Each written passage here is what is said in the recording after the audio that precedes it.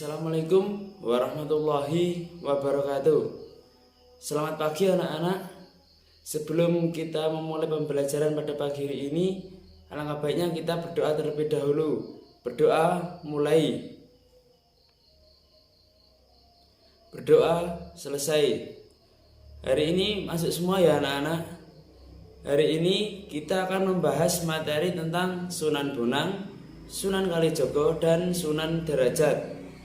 Adapun tujuan pembelajaran yang akan dicapai ialah yang pertama, yaitu peserta didik dapat mengidentifikasi riwayat hidup Sunan Bonang, Sunan Kalijaga, dan Sunan Derajat.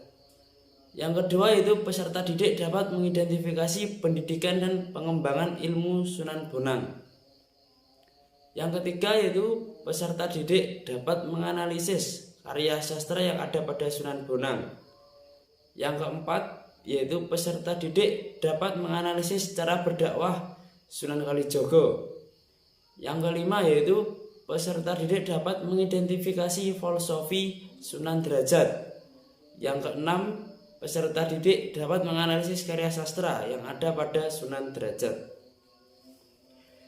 Untuk materi yang pertama yaitu Sunan Bonang. Sunan Bonang lahir pada tahun 1465 Masehi dan wafat pada tahun 1525 Masehi. Beliau putra dari Sunan Ampel dan Nyi Ageng Manila. Nama asli Sunan Bonang adalah Raden Maulana Makdum Ibrahim. Jadi pada saat Sunan Bonang lahir, bukan langsung diberi nama Sunan Bonang, melainkan nama aslinya yaitu Raden Maulana Makdum Ibrahim. Kenapa dinamakan Sunan Bonang? Karena pada saat beliau mengajarkan agama Islam di tanah Jawa, beliau menggunakan alat gamelan. Dalam alat musik gamelan terdapat bonang, dan beliau pada saat memainkan gamelan sering memainkan bonang. Jadi oleh masyarakat sekitar dinamakan Sunan Bonang. Sunan Bonang juga terkenal dalam ilmu kebatihannya. Ia mengembangkan ilmu zikir yang berasal dari Rasulullah SAW. Kemudian dia kombinasi dengan keseimbangan pernapasan yang disebut dengan rahasia Alif Lam Mim, yang artinya Allah Subhanahu wa Ta'ala yang tahu. Selain terkenal dalam ilmu kebatian, Sunan Bonang juga pintar membuat lagu. Seperti Tombo Ati merupakan ciptaan dari Sunan Bonang. Untuk materi yang kedua yaitu Sunan Kalijaga. Sunan Kalijaga lahir pada tahun 1450 Masehi dan wafat pada tahun 1513 Masehi. Beliau putra dari Adipati Tuban yaitu Raden Ahmad Sahuri dan Dewi Nawangarum. Nama asli Sunan Kalijaga adalah Raden Said. Sebelum menjadi Wali Songo, Raden Said atau Sunan Kalijaga adalah seorang perampok yang selalu mengambil hasil bumi di gudang penyimpanan. Hasil bumi di gudang penyimpanan yaitu merampok orang-orang kaya yang hasil curiannya itu diberikan kepada orang-orang yang miskin. Sunan Kalijaga sendiri sebenarnya murid dari Sunan Bonang. Jadi dalam menyampaikan agama Islam di tanah Jawa, media yang digunakan hampir sama dengan Sunan Bonang, yaitu menggunakan alat musik gamelan dan wayang kulit.